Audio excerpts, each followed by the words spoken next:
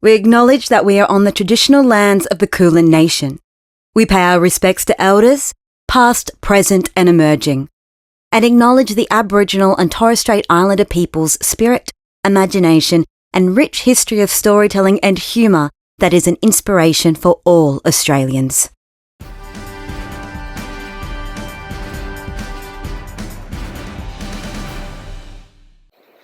Hello, welcome to another episode of the Bearer of Weird News. As always, I am your host and the suppository of all wisdom, Matt Harvey.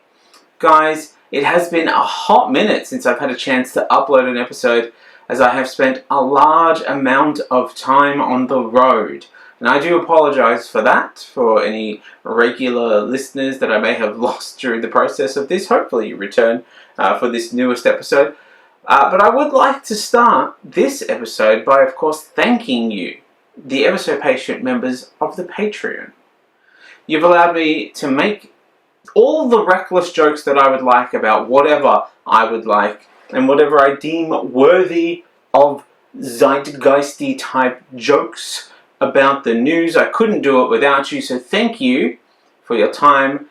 And thank you for your commitment, and mostly thank you for your money. If you'd like to become a Patreon and support the bullshit arts, then feel free to join up on our Patreon. That's patreon.com/Matt Harvey Stuff. We have a few levels of membership on there that you can jump on, and feel free to give this a little bit of support.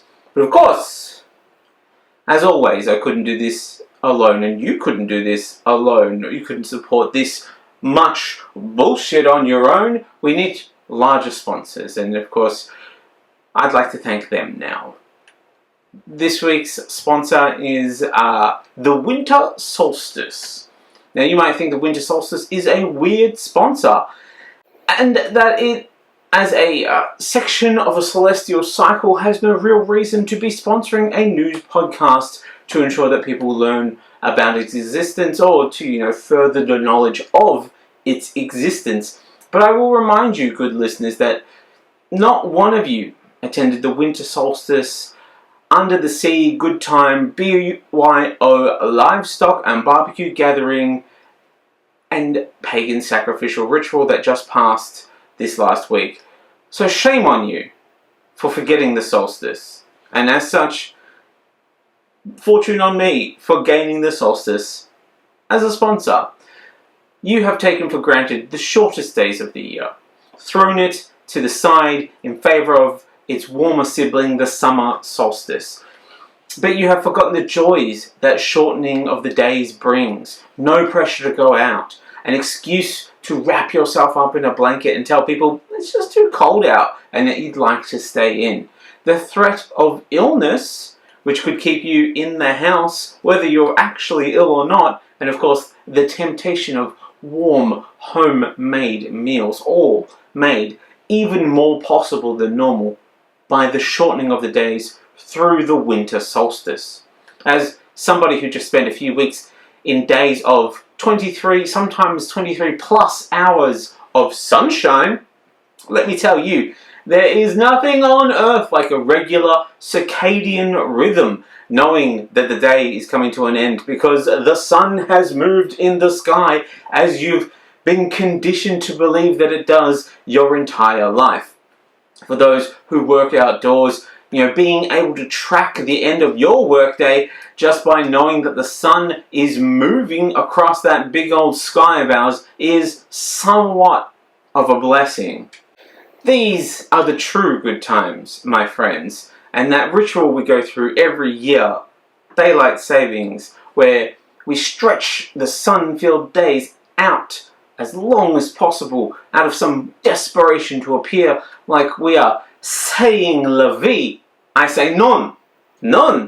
Celebrate the shortening of the day in the winter. Enjoy the regularity of your circadian rhythm and the rest peacefully in the reassuring darkness that the shortest day of the year brings, the winter solstice, because you've earned it.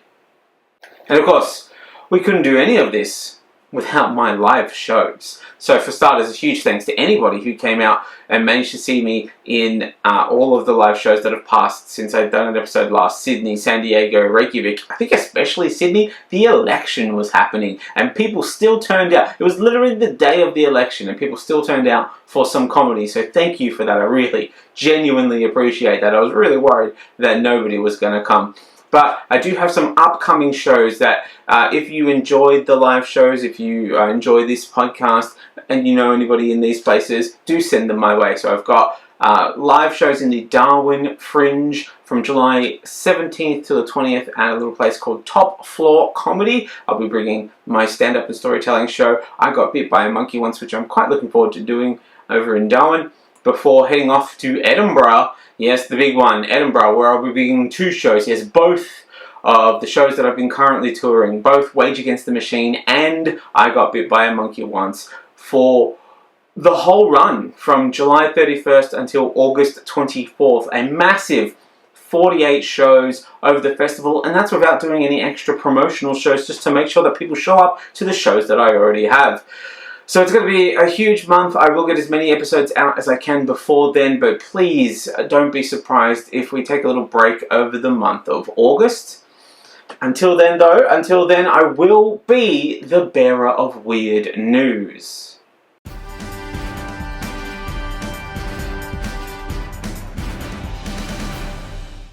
So let's get into the headlines. After failing to file complaints reports no later than 30 days after each quarter, Elon Musk's Starlink was issued a warning by the Australian communications watchdog. An ACMA spokesperson said Starlink's failure to submit the required complaints reports in a timely way hampered the ACMA in its role in monitoring whether Starlink is meeting its obligations towards consumers. And I just have to ask, ACMA, are you serious? Have you seen the way that he runs Twitter? Or the way that he ran Doge? Or even his own personal life? I guarantee you he is not meeting any obligations to anyone ever, unless those are people who have asked him for some of his sperm. He cannot get that out fast enough to anybody who asks, or even people who don't ask. He will guarantee you'll get it within 30 hours, let alone 30 days. Britain's Parliament has voted to decriminalise abortion in England and Wales.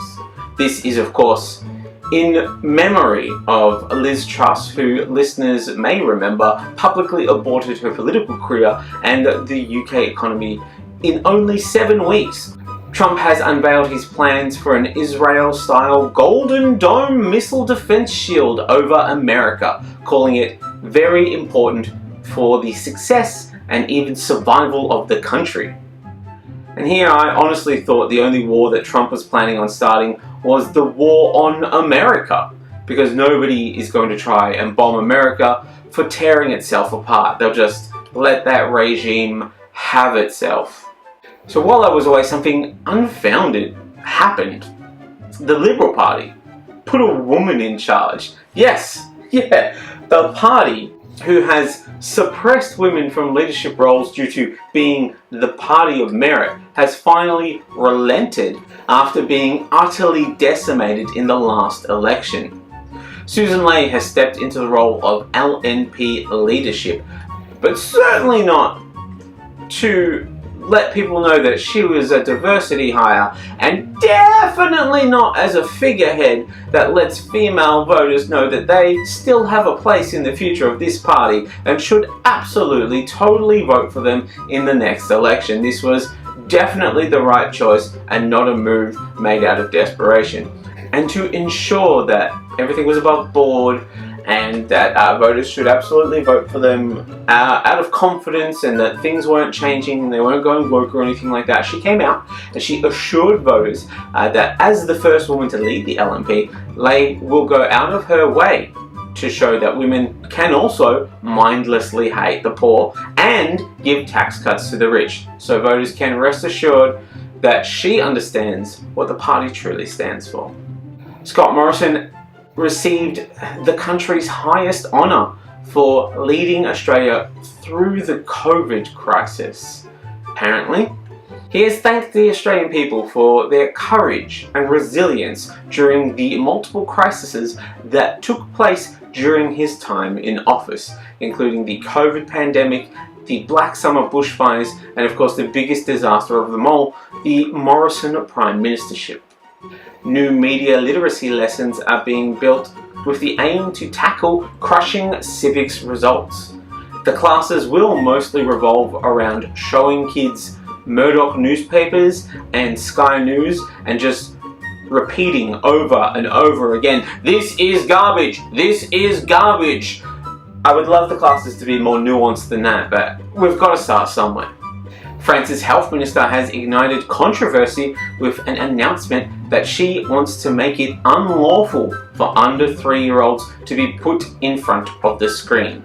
And look, we all hate Baby Shark and Cocomelon, but only the French have what it takes to impose existential ennui onto children under 3. This is how you build a strong foundation for rebellion. The minister concluded that while the authorities could not send police into family homes to arrest parents who put their kids in front of screens, in a clear display of understanding of the fundamental nature of humans, she claimed that once the ban had become law, families would just automatically respect it. Yeah, you know the French. If there's one thing that they're known for, it is blind compliance to authority. Britain's first Marie Antoinette exhibition will feature a scent experience to recreate the smell of her French court. On the list of potential smells you can experience are a perfume favoured by the French Queen, flowers from the courtyard of Versailles, the smell of the working class as they prepare for revolution, a freshly constructed guillotine, there's nothing like fresh cut wood, and of course, cake. A chemical that scientists worry may have an impact on human reproduction has been found in rivers across the UK. The chemical is disturbingly common and is found in most family lounge rooms. It goes by the name Spiritus Fermenti, and you might know it best as Johnny Walker. Donald Trump's family business is launching a new Trump-branded phone service. The Trump organization said it planned to sell a gold-colored, built in the United States smartphone for only $499. Whew. A mobile business might seem like an odd choice for Trump, but it perfectly reflects his presidency in that it is inconsistent, leaves people in danger when they most need help, cuts them off when communicating with the world, won't provide services in blue states, and will enthusiastically be defended by die-hard Trump fans no matter how much it fails them. Meta has unveiled plans to introduce adverts on WhatsApp, breaking a promise by the messaging app's co-founder never to do that. And I know what you're thinking, a social media company breaking its promise to users to never include ads in a desperate attempt to increase its profits in an increasing decline of quality of service, breach of privacy, and eventually dilution of the product? Say it isn't so! Meta says its ads are built with privacy in mind and won't draw from your personal messages, calls, and statuses, but instead will limit ad targeting to elements like your city, country, language, personal messages, calls, and statuses. A new security system means passengers at Edinburgh Airport can now keep liquids and large electrical items in their bags. They will, however, have to strip completely naked and submit to a full body cavity search in order to pass security. But hey, at least they won't have to unpack their whole bag just to get a laptop out anymore, so progress? 3 skulls from Japan that were given to Edinburgh University in 1913 have been returned to the indigenous community where they originated. The university then sent out a public statement saying, "See, it's not that hard now, is it, British Museum?" Disney has announced plans to open its 7th theme park in Abu Dhabi. They say that the park will be authentically Disney and distinctly Emirati, with rides taking on slightly different names and themes than those regular visitors might know. So for example, the Haunted Mansion will be filled with the ghosts of workers who died to build it. It's a Small World will now be called It's a Small World Where You Can't Access Your Passport, and Snow White's Scary Adventure will just be about her expressing an opinion and serving a lengthy sentence in prison following an unfair trial on vague and broad charges, mostly around her being a woman. While Disney and the Petro State might seem like an odd matchup, they actually have more in common than you first think. So you see, Disney also works an underpaid workforce for ungodly hours out in the hot sun for the entertainment of tourists. They are willing to capitulate on the demands of tyrants for money, and the UAE has even got the same policy as Disney regarding LGBTQIA+ people, in that they might exist, but we certainly don't acknowledge them here.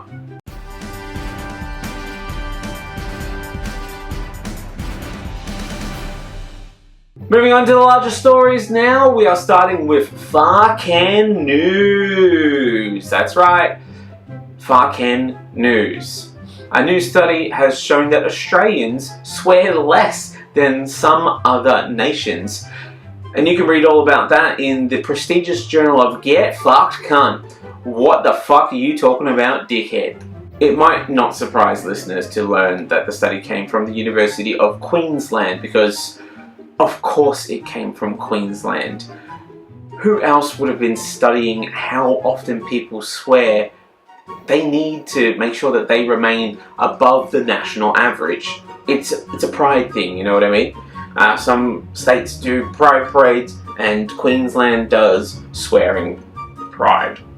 I suspect it's why they keep both Pauline Hanson and Bob Katter in power. With those two around, those numbers just, they raise themselves. Now, Australia, I know that we have what most of the world would consider a friendly, some might call it borderline reckless relationship with swearing, in particular the word cunt. For my international listeners, don't fear, that simply means good friend in Australian English. Got it? Nailed it. Thanks. Whereas for my Australian listeners, don't worry. Do not fear. We aren't changing that much as a society, just hear me out. So the study actually examined more than 1.7 billion words of online content across 20 English-speaking countries, specifically looking for 597 vulgar words. And Australians apparently are swearing less online than other countries. Disappointing, I know. But researchers suspect that the nation is saving it for face-to-face interactions. Because that's the Australian way. We swear to your fucking face, cunts. The alcohol certainly helps with the face-to-face nature of our obscenity-driven dialogue, that's for sure. Martin Schweinbringer, the lead researcher from the University School of Languages and Culture, said Australians really see vulgarity, swearing and slang as part of our culture. We're very invested in it. And I say, fuck yeah, champion.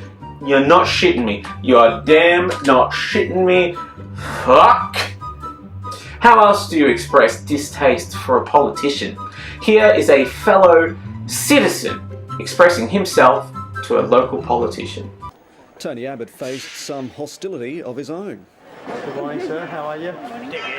Oh, really? Now, I know nothing else about that man, but the fact is that he is holding up a proud Australian tradition. Isn't that right? You from the media, tell the Prime Minister to go and get from Nelligan. We really enjoy doing this, head. And people say that we don't have a constitutionally recognised right to freedom of speech. Well, maybe not completely, but we certainly have a right to freedom of telling someone to get fucked. Even though Australians hold a broad international reputation for swearing regularly, the US came out on top for online swearing, followed by the UK.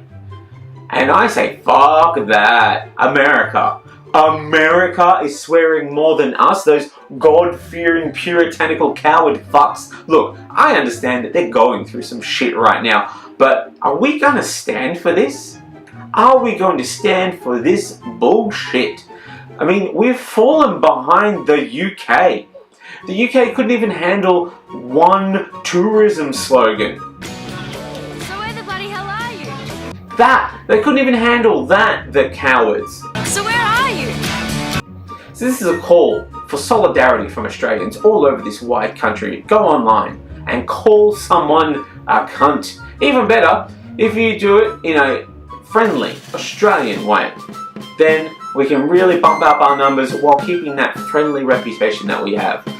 Jump in the comments of this very video and just drop your favourite swear word, okay? We need this. We need to lift our numbers. We need your help. And then we can get both of those things back on track. Our swearing and our international friendly reputation. So cunts, do us a favour. Jump up and do your patriotic duty. You all jump on board when a sports team gets into the fucking finals. Well, this is the fucking finals of swearing. We're at the top of the ladder, and Team fucking Australia can't do it unless you step up and shake off those sensibilities and let your friends know that they're a sick cunt. Your country needs you.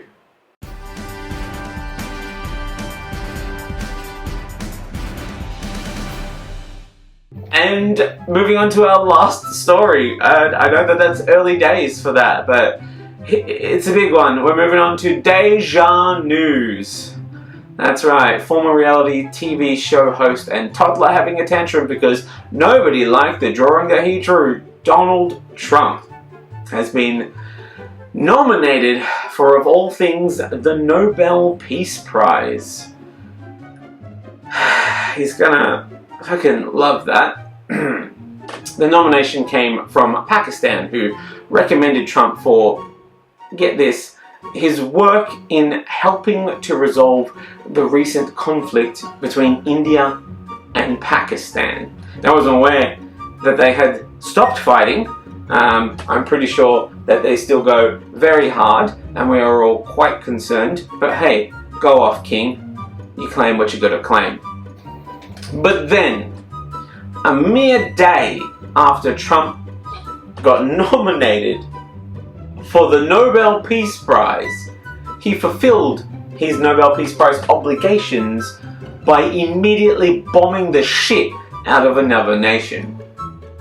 Like his Presidential Peace Prize recipient predecessor, Barack Obama. Don't ever go out and say that these two have nothing in common. And it makes sense, really. Trump always wanted to be more like Obama. He only really ran for president so hard because Obama made fun of him 400 years ago in 2015 after he first announced that he was going to run for president.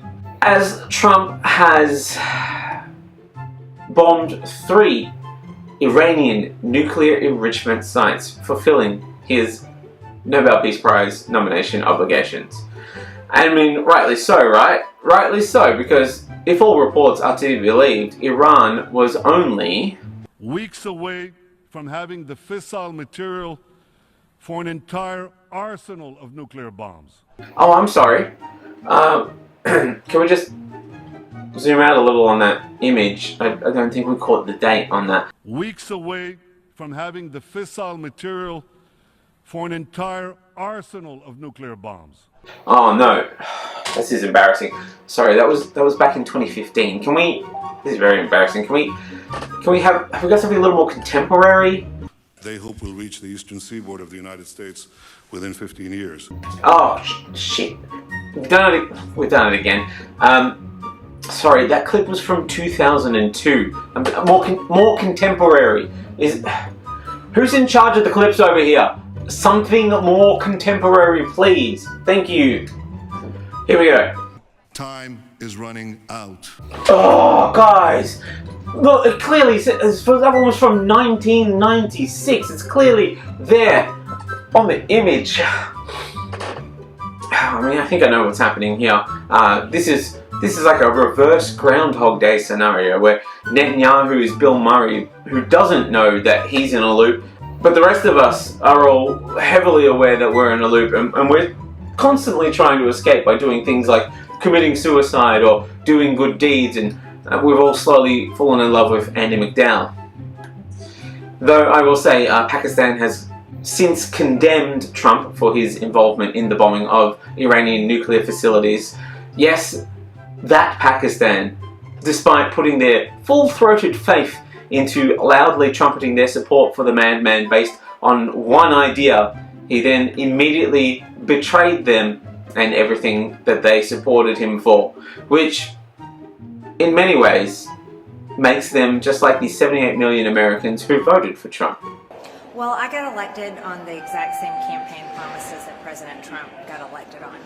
We promised no more foreign wars, no more regime change. We promised an America First agenda where we're solving Americans' problems. Leaving anti-war progressives surprised and annoyed to find themselves in agreement with Marjorie Taylor Greene, which is a particularly big deal given her history of, we'll call them big swing choices, like admitting that not only did she not read Donald Trump's tax and spending bill before voting for it, but she would have voted against it had she actually read it thoroughly.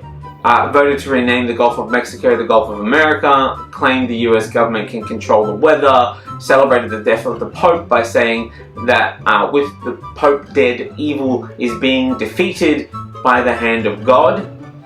Said calling her a white supremacist was the same as calling a person of color the N-word, while calling Nancy Pelosi a Nazi, confused Gazpacho with Gestapo, and has repeatedly called Democrats pedophiles.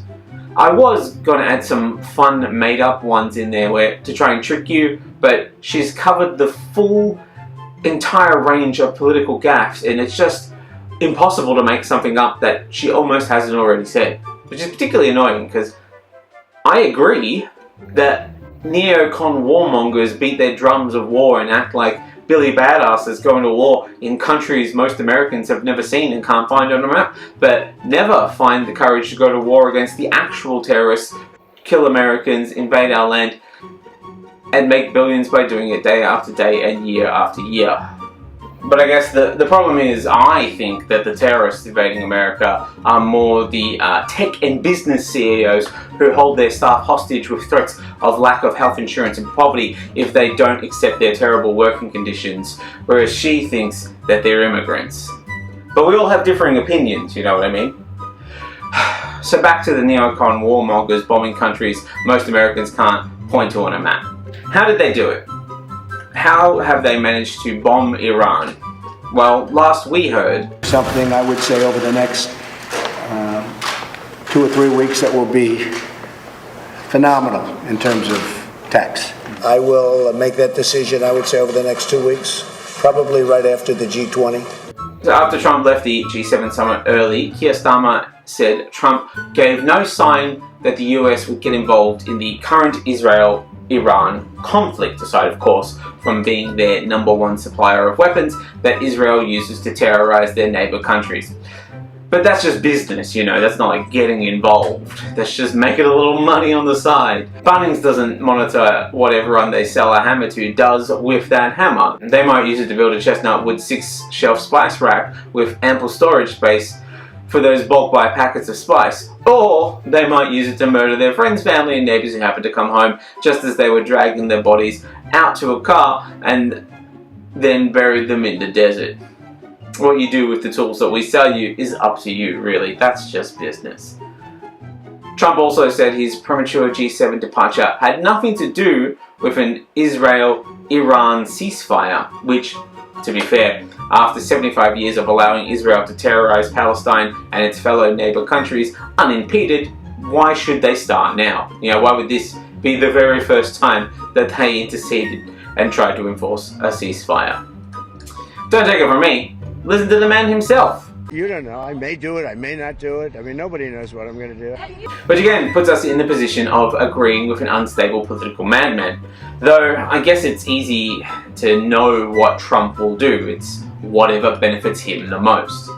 Be it scam the people who put him in office with various grifts or scams, or bomb a sovereign nation for political gain. You see the pattern here? So, how do they pull off this bombing? Secretary Hegseth explained. It took a great deal of precision. It involved misdirection. Oh, so apparently they dropped a magician into Iran who used illusion and misdirection. So this was some sort of close-up bombing where he just made the nuclear facilities disappear. But hey, maybe Trump is a magician after all, and he and Netanyahu should start up a residency in Vegas. Because as well as making the nuclear facilities disappear, a few other things seem to have disappeared. That would be news coverage of the people of Gaza dying, and and news coverage of the ice rages, of course, and don't forget news coverage of the anti-ice protests. All of that just has disappeared. Amazing. As America's war on America proves increasingly unpopular, Trump has started to pivot to the previously popular American pastime of starting a war in the Middle East to get some positive PR. Yes, in what could be called the worst reboot since Ghost in the Shell cast Scarlett Johansson as a Japanese woman, or since, frankly, all of Disney's live-action films, or since Kingdom of the Crystal Skull. Take your pick. We now get to watch as an increasingly maligned US president struggling with economic issues attempts to stoke patriotism by entering a Middle Eastern country under the guise of WMDs. You remember WMDs? Weapons of mass distraction. After dropping the bombs, Trump said now was a time for peace. Ah yes, peace. We all know peace, the famous state of existence where people secretly enter each other's countries and proceed to drop bombs on them. Peace. I believe that's how Merriam-Webster defines peace. But, my guy, this is explicitly an act of war. You have to understand that, right? No, we're not at war with Iran, John. We're at war with Iran's nuclear program. Sorry, Vice President of Couch Sales, J.D. Vance. I didn't realize that a non-wartime action required wartime manipulative language and semantic deflection. Is this the misdirection that Pete Hegseth was talking about earlier?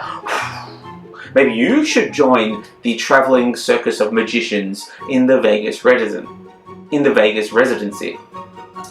On the plus side, cartographers across the world are preparing for a once-in-a-lifetime opportunity to draw up a new map in the Middle East. They haven't been able to do actions like that for about 70 years. This does leave Trump with a bit of a complicated spot. If the destruction of the Iranian nuclear sites is accurate and as successful as Trump himself claims, this really leaves Israel and the US in a bit of a spot because they'll need to scramble to find new excuses to continue bombing Iran.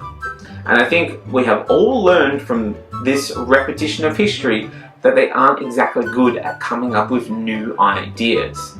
This is all such a familiar repeating of history that I'm half expecting Trump to announce that he's going to start a search for bin Laden in Afghanistan. So breaking news, we are just getting some new reporting on Israel's assessment of the strikes on Iran's nuclear facilities. Whoa, what's this, guys? What's this? Breaking news. Very exciting to have some breaking news in the middle of this pre-recorded podcast. Well, it must be about how devastating the attack on Iran was. Let's check out the news. This is crucial because the context here is, CNN learning, our Natasha Bertrand reporting on that early U.S. intelligence assessment, which found that the U.S. military strikes did not destroy Iran's nuclear program and likely only set it back for months.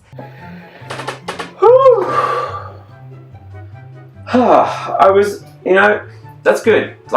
That's very good. Then we won't have to worry about making any new excuses, and crucially, we can go back in at any time that we want and continue bombing the shit out of Iran if we feel that we need to flap our dick around in the desert sun for some sort of dick measuring competition. They hit the target perfectly, wiped it out, and the press is very disrespectful. I saw CNN fake news going, well, maybe it wasn't a perfect hit, it was perfect. They said maybe it did destroy it. We agree it did destroy it, but maybe it could have destroyed it more. No, it couldn't have destroyed it more. Everyone hit. And it's very disrespectful to those great geniuses and patriots that flew those planes through tremendous dangers. Trump, champ, take the win. Do you understand? What are you doing? What the press is giving you exactly what you need: plausible deniability and the excuse to blow some more stuff up should the occasion arise. Take the win, champ. This is exactly what you need right now. I mean, far be it from me to tell you to stop getting in your own way, but this seems like an easy one.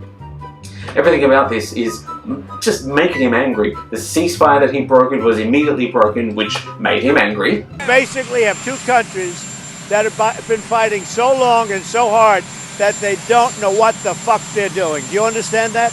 And now it's hard to turn away from a sitting president violating his own ceasefire negotiation by dropping an atomic F-bomb on the White House lawn. But I think there's something the press has been overlooking a little bit in their flurry to show Trump swearing. A statement made by Trump in the moment of anger that countries the world over have been a little bit too afraid to admit. See if you can hear it. Do you believe that Iran is still committed to peace? Yeah, I do. They violated it, but Israel violated it too. Are you questioning if Israel is committed? Israel, as soon as we made the deal, they came out and they dropped a load of bombs, the likes of which I've never seen before. The biggest load that we've seen. I'm not happy with Israel. You know, when I say, okay, now you have 12 hours, you don't go out in the first hour and just drop everything you have on them. So I'm not happy with them. I'm not happy with Iran either. Oh, did you hear that? Did you hear it? Trump low-key condemned Israel. He acknowledged they struck first and that they violated the ceasefire and that they are acting like a spoiled younger child who gets doted on by their foster parents and they've never been told off before. And look, there's a couple of problems now because Trump never wanted to be the kind of parent who had to deal with the consequences of his children's actions. He has always handed them off to babysitters or their mother to take care of them. Now Ivanka is dropping bombs on Eric immediately after they told him that they won't get any ice cream if they can't calm down and behave. Immediately after he told them that they won't be getting any ice cream if they can't calm down and behave. On top of that, say what you want about the man, and I do advise that you do. Trump never wanted to go to war, really. Not a real war anyway. He wanted to be like a culture wartime president, because it's much easier to be a culture wartime president. You don't need to fake bone spurs to get out of the culture wars, right? You can just fight them from behind a desk. It's great. But now, some Trump supporters are wavering in their support after this, shall we call it, big political swing, as they don't see how bombing another nation fits in with Trump's America First agenda. Forgetting that, in Trump's estimation, Trump is America. So peace in the Middle East and maybe winning a Nobel Peace Prize, that is putting America first because it is putting Trump first. But if these supporters of Trump can find the moral courage to stand up to this horrible action and speak out, surely world leaders can also stand up to him. Do we have a clip? The world has long agreed that Iran cannot be allowed to get a nuclear weapon. And we support action to prevent that, and that is what this is. Albo, what have you done? Boy, it's extremely disappointing. Well, we aren't a central player in this conflict, that's just a fact. This was a unilateral action by the United States. This was unilateral action taken by the United States. This was unilateral action taken by the United States. This was unilateral action taken by the United States. This was unilateral action taken by the United States. Thanks very much. I mean, you can claim that we weren't involved all you like, but Penny Wong refusing to say whether Pine Gap was used in the bombing when it is specifically there because it controls United States spy satellites as they pass over 1/3 of the globe, including China, North Korea, and the Asian parts of Russia and the Middle East. I mean, realistically, there is no way that we weren't involved in some capacity. So you just sort of got to admit it, champ. Now, despite Albanese's insistence that no Australian resources or support were contributed towards the bombings, by that same token, Australia has also maintained that we don't sell weapons to Israel, when in fact, oh, we do. At least we export a remote weapon system developed by a Canberra-based defence company to Israel, and Australian components are sent to Israel via third country channels, specifically the US, before being exported as a weapons system to Israel, thereby bypassing Australian export controls and in violation of Australia's international legal obligations. Semantics. We don't want escalation and a full-scale war. We continue to call for dialogue and for diplomacy. As I've said for many days now, we are deeply concerned about any escalation in the region, and we want to see diplomacy, dialogue and de-escalation. I mean, at this point, Australia asking for de-escalation is kind of rich. Currently, Iran, you should know, does not have a nuclear program.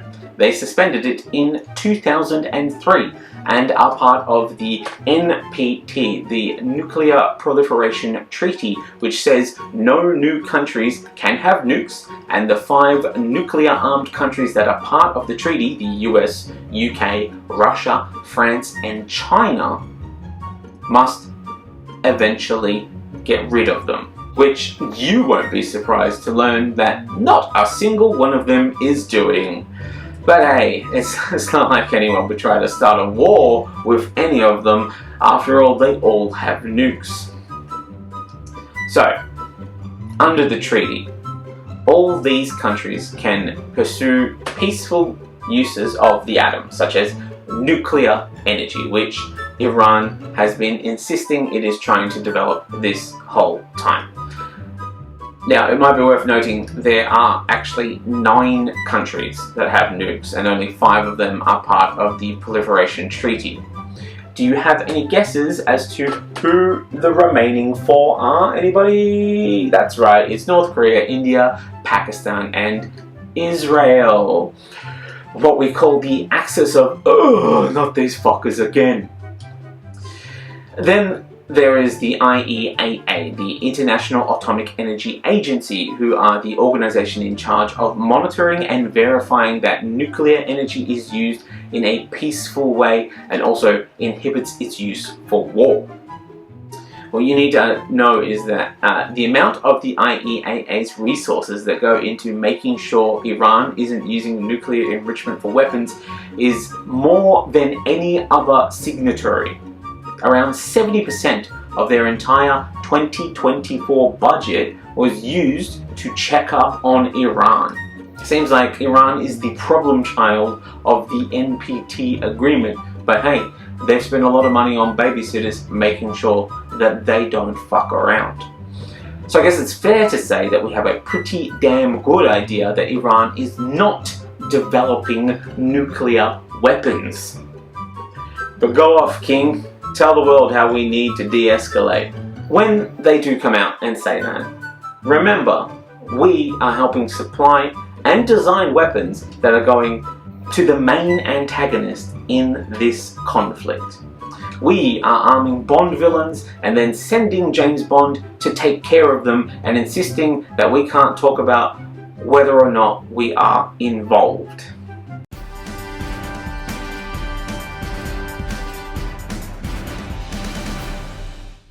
And that's the end of the episode. Thank you so much for coming out and sticking around. And I hope you've enjoyed it. If you do make sure to tell a friend. Share it around, whatever you can on whatever social media you found this on, do share it around. If you've enjoyed this and you know someone who you think would enjoy this type of thing, do that. If you want more of this type of thing, do come out to see my live shows. Remember, be in Darwin and Edinburgh with my storytelling and stand-up shows. I Got Picked by Mike Once and Wage Against the Machine. So if you know anyone who lives in those areas, do feel free to send them my way. I would appreciate that very much. Supporting my live shows is the best way to make sure that I have the time to do more of this. But otherwise, if you want more of this, do sign up to the Patreon. We have a bonus story for you today. It's a nice and fun one. I thought we'd do something nice and light for the Patreon story. So go check that out. Thank you so much. Goodbye.